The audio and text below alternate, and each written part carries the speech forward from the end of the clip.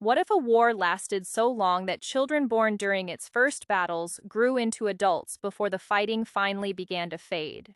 What if one of Europe's most powerful colonial empires invaded a small kingdom expecting a quick victory, only to find itself trapped in a conflict that would last for decades? And what if the most dangerous weapon on the battlefield was not a cannon, a rifle, or a warship, but belief? The story begins in Aceh, at the northern tip of Sumatra. In the 19th century, Aceh was more than just a kingdom. It was a gateway between worlds. For centuries, merchants from Arabia, India, China, and Southeast Asia passed through its ports. Ships arrived carrying goods, ideas, and wealth.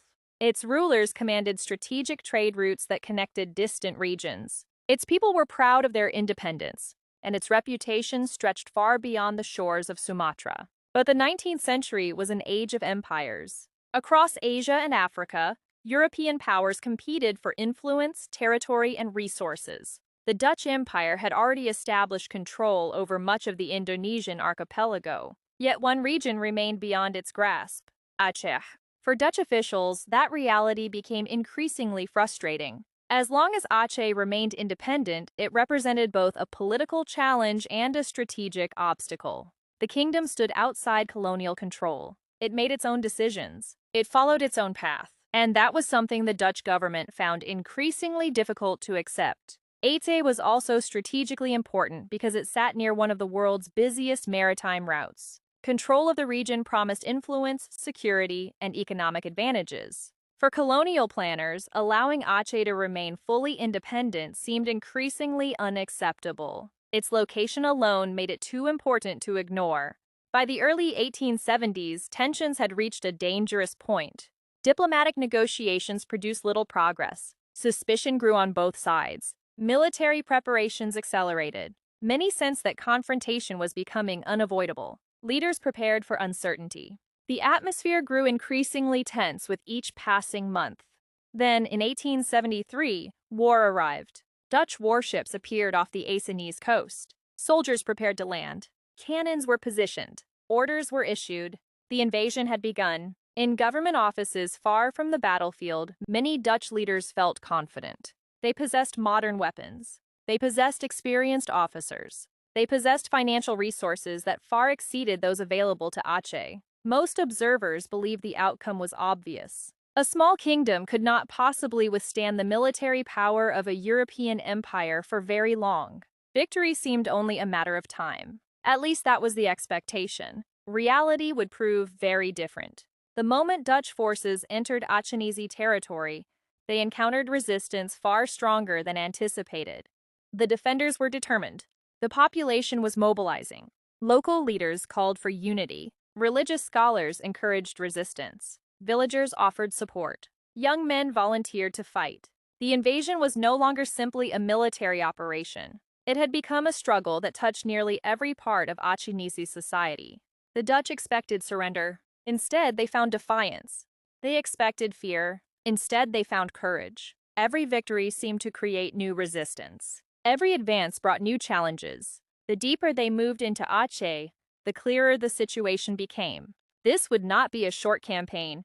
This would not be an easy conquest. And it would not be a war fought only between armies. It would become a battle of endurance, identity, faith, and survival. A conflict that would consume decades. A conflict that would create heroes, legends, and tragedies. A conflict that would become one of the longest colonial wars in modern history. And for the Dutch Empire, the nightmare was only beginning. As the months turned into years, the Dutch began facing a reality they had never expected. Aceh refused to break. Every military victory seemed temporary. Every captured position created new problems. Every advance into Acehnese territory was followed by fresh resistance. The war quickly became something far more complicated than a conventional campaign. The battlefield was everywhere. Dense jungle swallowed entire patrols. Mountain paths concealed hidden fighters. Remote villages became centers of resistance. The land itself seemed determined to oppose the invaders. Dutch commanders struggled to adapt. They possessed superior weapons. They possessed better funding. They possessed one of the most organized military systems in the region. Yet none of those advantages guaranteed success. The enemy rarely fought according to predictable rules. Acehnese fighters struck quickly, then disappeared. A patrol might travel for days without seeing an opponent, then suddenly face an ambush from multiple directions. Gunfire would erupt, confusion would spread, and by the time reinforcements arrived, the attackers were often gone. The uncertainty was exhausting. Dutch soldiers lived with constant tension. Every trail looked suspicious. Every village might hide information. Every quiet night could become a nightmare before sunrise. Many soldiers arrived believing they were participating in a short colonial expedition. Instead, they found themselves trapped in a war with no clear ending. Letters sent home often described exhaustion, fear, and frustration. The tropical climate added another challenge. Heavy rains turned roads into mud. Disease spread through camps. Long supply lines became difficult to maintain. For many soldiers, the environment itself felt like an enemy. Some began to question whether the war could ever truly be won. Others simply focused on surviving one more day. Every new operation seemed to lead back to the same problem. The resistance was still there. Meanwhile, Aceh was paying a terrible price. Entire communities were caught between military operations and resistance activities. Homes were destroyed. Fields were abandoned. Families were separated. The suffering touched nearly every corner of society. Markets grew quieter. Harvest became uncertain. Many civilians lived with a constant fear of violence. Children grew up surrounded by stories of battle and sacrifice. For them, war was no longer an event. It was a way of life. Yet despite these hardships, the determination to resist remained strong. For many Acehnese, surrender meant more than losing a war. It meant losing control over their future. Religious leaders played a crucial role in maintaining morale.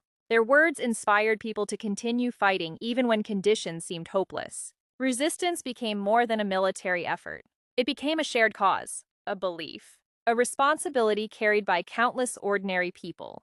This was precisely what made the conflict so difficult for the Dutch. They were not simply fighting an army.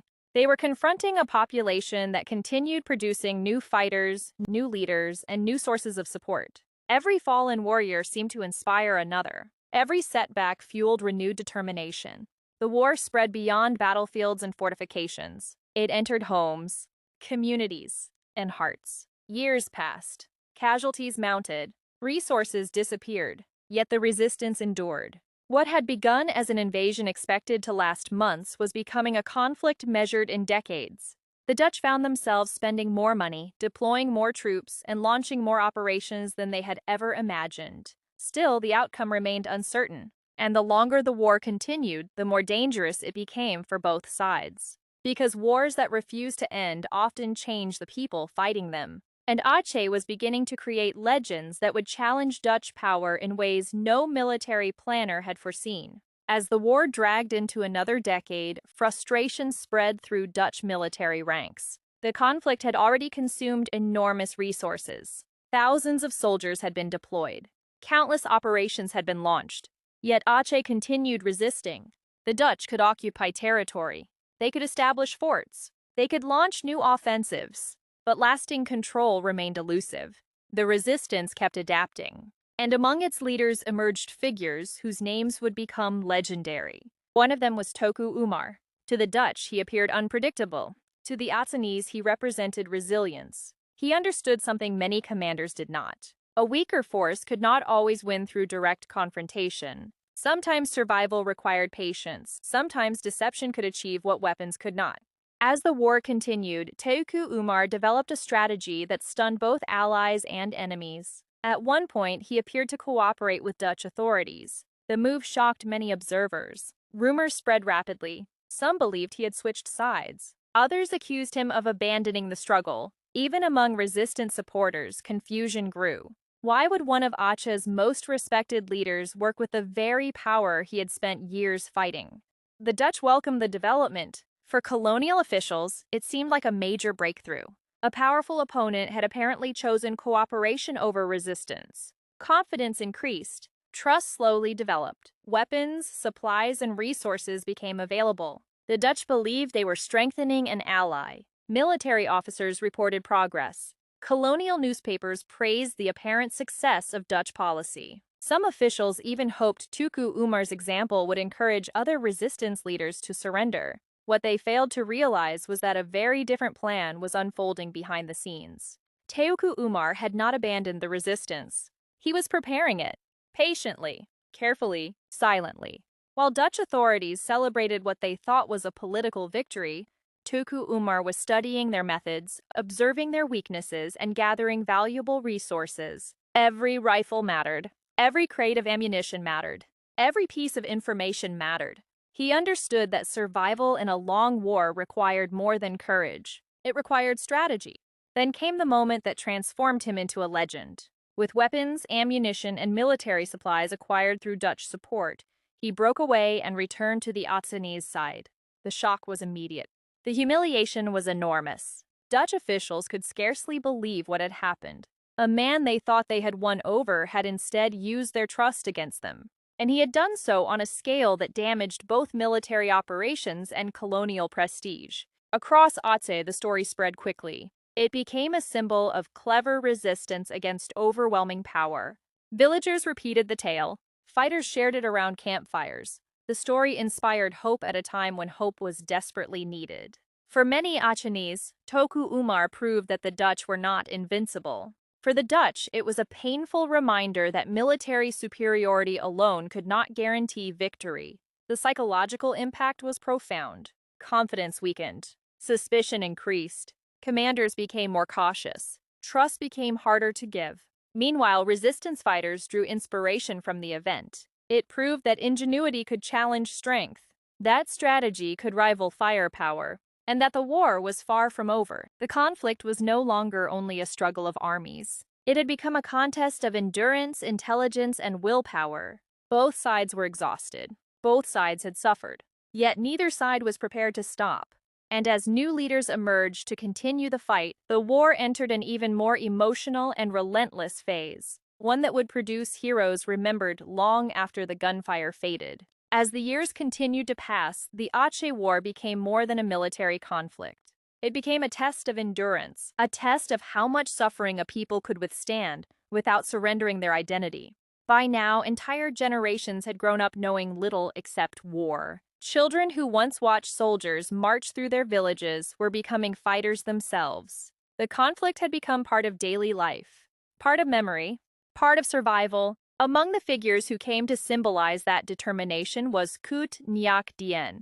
Her name would become one of the most respected in Indonesian history. After the loss of loved ones and years of hardship, she refused to abandon the struggle. Where many might have accepted defeat, she chose resistance, again and again. Her courage inspired countless others, not because she promised victory, but because she refused to accept submission. Her presence alone became a source of strength. In a time filled with uncertainty, she represented unwavering resolve. Stories about her spread across Aceh, encouraging fighters who were exhausted, wounded, and surrounded by hardship. Across Aceh, stories like hers strengthened the spirit of resistance. Even when villages were destroyed, even when food became scarce, even when families were forced to flee, the determination to continue remained alive. Many resistance fighters spent months moving through forests and mountains. Some rarely saw their families, others knew they might never return home. Yet they continued, not because victory was guaranteed, but because surrender felt impossible. For the Dutch, the war had become increasingly frustrating. Military campaigns could win battles, but they struggled to eliminate the deeper source of resistance. Every operation seemed to create new grievances. Every success appeared temporary. The conflict consumed money, manpower, and political attention. Yet complete control remained out of reach. Many Dutch soldiers found themselves fighting an enemy they could rarely see. The forests concealed movement. The mountains offered protection. Local knowledge gave resistance fighters important advantages. The battlefield never felt secure. Even in areas considered pacified, danger could return without warning. A quiet road could become an ambush site. A peaceful village could suddenly become a center of resistance activity. The uncertainty weighed heavily on everyone involved. Many Dutch troops arrived expecting glory. Instead, they encountered endless patrols, difficult terrain, disease, and constant fear. Morale often suffered. Some questioned how much longer the conflict could continue. Meanwhile, ordinary Acehnese families continued carrying the burden of war. Mothers lost sons. Children lost parents. Communities lost homes and livelihoods. The human cost became almost impossible to measure. Entire generations carried emotional scars left by years of violence. And yet, despite decades of warfare, the resistance refused to disappear completely.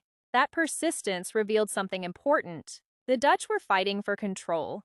Many Acehnese believed they were fighting for existence. Those motivations were not the same. And when people believe their identity is at stake, compromise becomes difficult. As the conflict entered its later years, exhaustion spread everywhere. The Dutch wanted stability. The Acehnese wanted freedom. Both sides had sacrificed enormously. Both sides had endured loss. But history was moving toward a conclusion that neither side could fully control. Because after decades of warfare, the question was no longer whether the Dutch could occupy Aceh. The real question was whether occupation meant true victory. And the answer would prove far more complicated than anyone expected. For beneath the surface of military reports and official declarations, the spirit of resistance was still alive, waiting to become part of a larger legacy that future generations would never forget. Eventually, the Dutch succeeded in expanding their control across much of Aceh. Military strongholds were established. Resistance networks were weakened. Many important leaders were killed, captured, or forced into increasingly difficult circumstances. On official maps, the colonial government appeared victorious. Reports were written, declarations were made, administrators spoke of progress. From a military perspective, the war seemed to be approaching its conclusion. But history is rarely defined only by maps, and victory is not always as simple as raising a flag. The Dutch had gained territory, yet something far more difficult remained beyond their reach: the hearts and memories of the people. For decades, Acehnese communities had endured hardship on a scale few could imagine. Villages had been destroyed. Families had been separated. Lives had been shaped by sacrifice, loss, and resistance. Those experiences did not disappear simply because military campaigns achieved their objectives. Instead, they became stories. Stories told from parents to children, from elders to future generations. Stories about courage, about survival, about refusing to surrender when defeat seemed inevitable. That legacy became one of the most enduring consequences of the war. Long after battles ended, the memory of resistance remained alive. Names such as Teuku Umar and Nyak Dhien became symbols of determination, not because they won every battle, not because they possessed superior weapons, but because they represented something larger than military success. They represented the refusal to give up, and that idea proved remarkably powerful. Their stories survived long after governments had changed. They became part of schools, books, conversations, and national memory. Each generation discovered them again. Each generation found meaning in their sacrifices. The Aceh War also left deep marks on the Dutch Empire. What was expected to be a swift campaign had evolved into one of the longest and most expensive colonial conflicts in Dutch history. Years became decades. Resources disappeared. Lives were lost. Confidence was shaken. The war demonstrated that military superiority could achieve many things, but it could not easily extinguish a population's desire to resist. Perhaps that is why the conflict continues to fascinate historians today. Its story contains a paradox. In one sense, the Dutch achieved their objective. They established control over Aceh. Yet, in another sense, the resistance achieved something equally significant. It ensured that the struggle would not be forgotten. The war became more than a contest over land. It became a contest over memory. And memory can outlast armies. It can outlast governments. It can outlast empires. That may be the true reason the Aceh War is often remembered as the war that never seemed to end. Not because fighting continued forever, but because its spirit survived long after the gunfire faded. The battlefields eventually grew quiet. The smoke disappeared. The soldiers were gone, yet the stories remained, carried through generations, repeated across decades, preserved in history, like embers hidden beneath a layer of ash. From a distance, the fire appears extinguished. But look closer. The heat is still there, and that is the legacy of the Aceh War. A conflict that consumed years, claimed countless lives, and tested the limits of human endurance. A war that may have ended on paper, but in memory, identity, and history, it never truly disappeared. Empires can conquer cities. They can occupy territories. They can rewrite borders and raise new flags. But some things are harder to conquer: belief, identity, memory. These are forces that survive long after cannons fall silent. The Dutch won the battlefield. Yet the people of Aceh preserved something equally important, the story of their resistance. And as long as that story continues to be told, the echoes of the Aceh War will never completely fade from history.